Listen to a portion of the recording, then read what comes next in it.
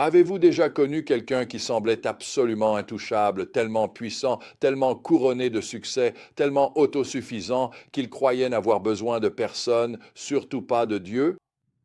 Dans le passage d'aujourd'hui, nous rencontrons l'un des souverains les plus puissants de l'histoire, le roi Nabuchodonosor, et nous sommes témoins d'une vérité extraordinaire.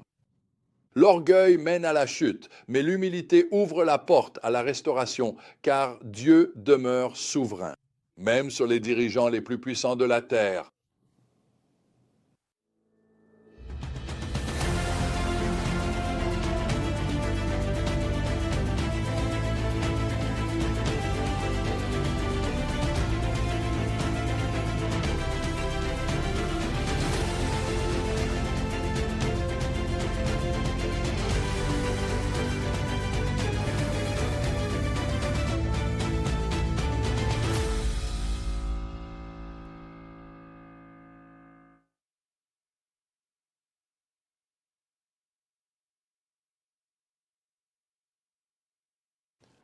Commençons par le contexte de cette histoire.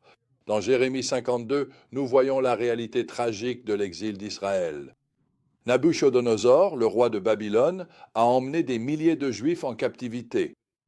C'était une période sombre pour le peuple de Dieu et les psaumes 60, 14 et 137 ont exprimé leur chagrin.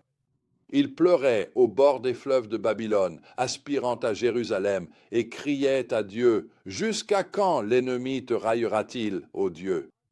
L'ennemi blasphémera-t-il ton nom à jamais ?» Psaume 74, 10. Ils se sentaient abandonnés. Mais même dans leur désespoir, ils se souvenaient de la puissance et de la fidélité de Dieu. Ils savaient que Dieu était toujours leur roi, celui qui apporte le salut sur la terre. Psaume 74, verset 12. Mais cette histoire ne concerne pas seulement l'exil d'Israël. Elle parle aussi de Nabuchodonosor, le roi puissant, qui se croyait intouchable. Dans Daniel 4, nous assistons à un tournant dramatique dans la vie de Nabuchodonosor. Il fit un rêve qui l'effraya profondément, un rêve à propos d'un grand arbre qui fut abattu, ne laissant qu'une souche. Daniel, rempli de l'Esprit de Dieu, interpréta le rêve. L'arbre représentait Nabuchodonosor lui-même, un roi dont la grandeur avait atteint les cieux, mais dont l'orgueil causerait la chute.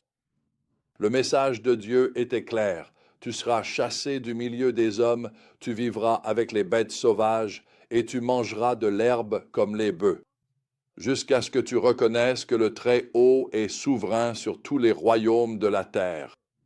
Daniel 4, verset 25. C'est exactement ce qui s'est passé.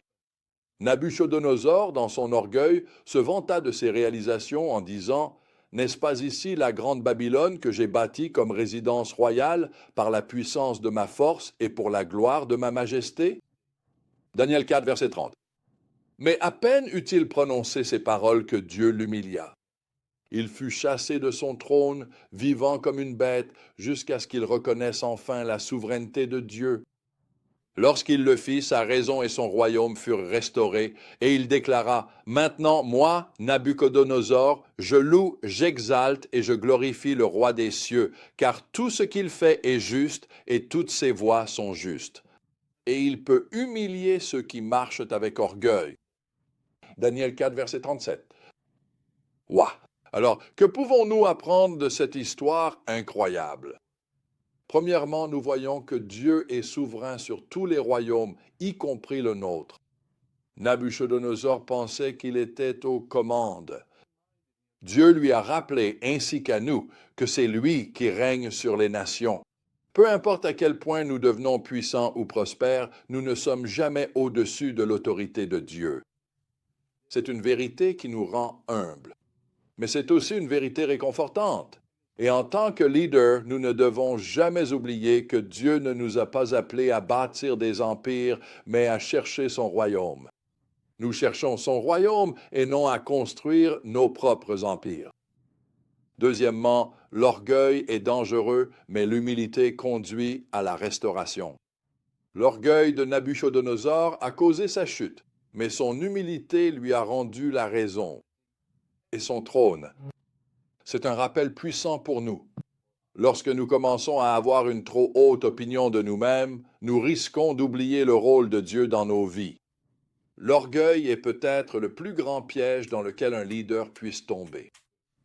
Quand Dieu accorde le succès, nous devons rapidement nous humilier et reconnaître la souveraineté de Dieu. Il nous élèvera d'une manière que nous n'aurions jamais imaginée. Enfin, le but ultime de Dieu est de manifester sa gloire. L'histoire de Nabuchodonosor ne parle pas seulement de lui, elle parle de Dieu. À travers l'humiliation et la restauration de Nabuchodonosor, Dieu a montré au monde qu'il est le vrai roi. Il en va de même dans nos vies.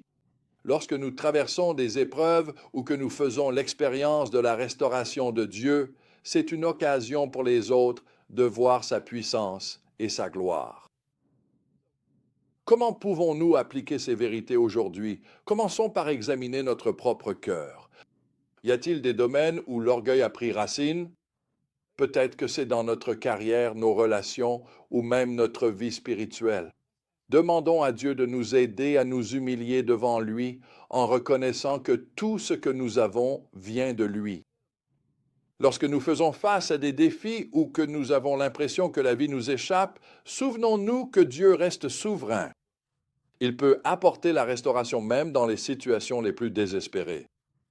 Et vivons de manière à orienter les autres vers sa gloire. Que nous connaissions le succès ou que nous traversions des épreuves, nos vies peuvent témoigner de la puissance et de la fidélité de Dieu. Tout comme Nabuchodonosor, nous avons un choix à faire. Nous pouvons nous accrocher à notre orgueil et risquer de tout perdre.